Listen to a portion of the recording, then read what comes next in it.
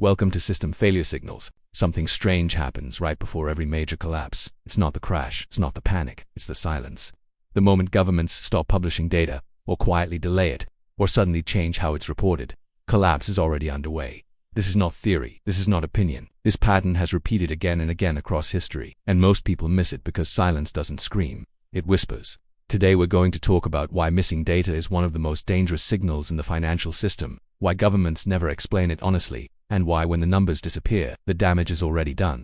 If you understand this, you're not early, you're ahead. Before we go further, if you value signals that mainstream media never explains, take 2 seconds right now to like this video and subscribe to the channel. It helps this message reach people who are still blind to what's happening. This channel is called System Failure Signals, and everything we do here is about spotting stress before it turns into collapse. Now let's start with a hard truth. Governments don't stop publishing data by accident. Data is power. Data is credibility. Data is control.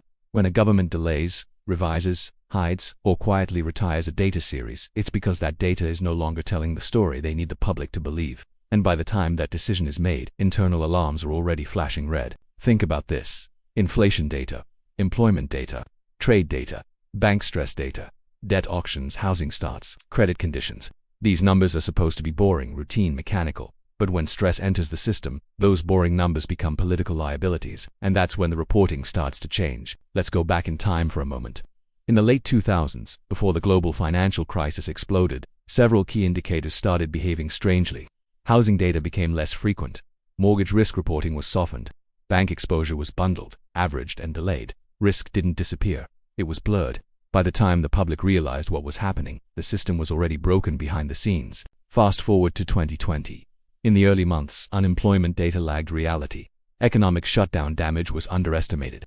Liquidity stress inside the financial system was not discussed openly until emergency programs were already live. Again, the silence came first. The response came later. Now here's what makes this moment different.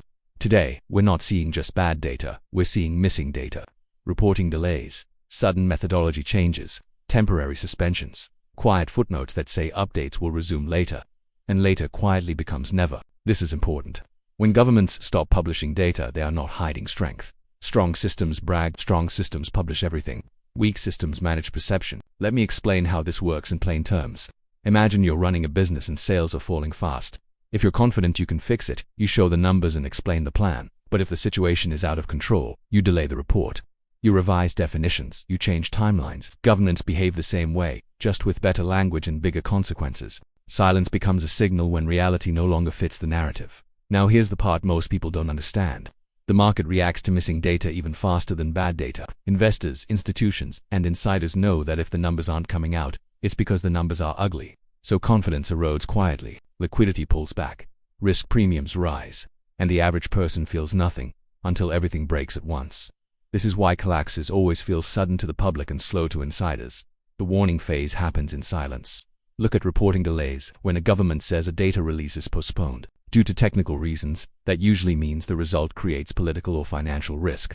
When definitions change mid-cycle, it means the old definition was exposing stress. When seasonal adjustments grow larger than the real movement, it means volatility is being smoothed artificially. And here's the most dangerous sign of all: when a data series is quietly discontinued with no replacement.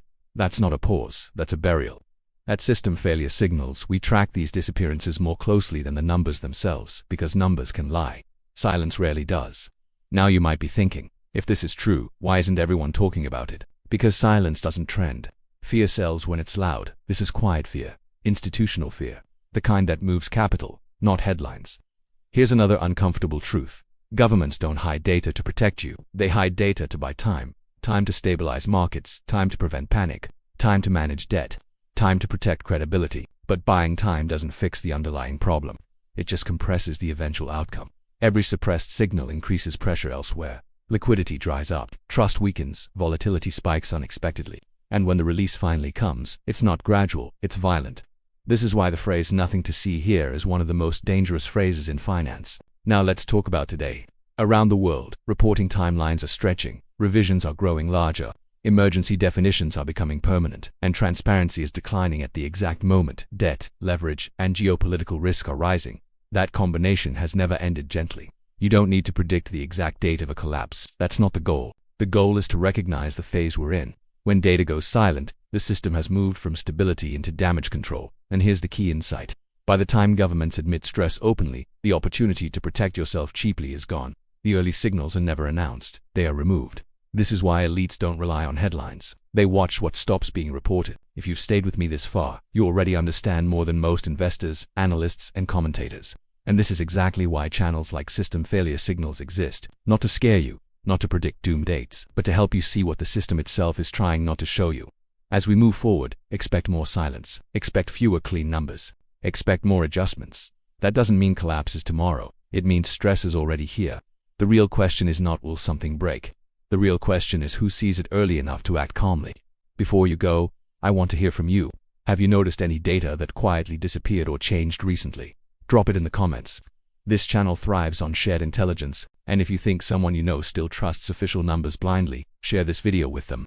Sometimes one signal is all it takes to change how someone sees the system. Stay alert, stay rational, and remember, when the data goes quiet, the system is speaking louder than ever.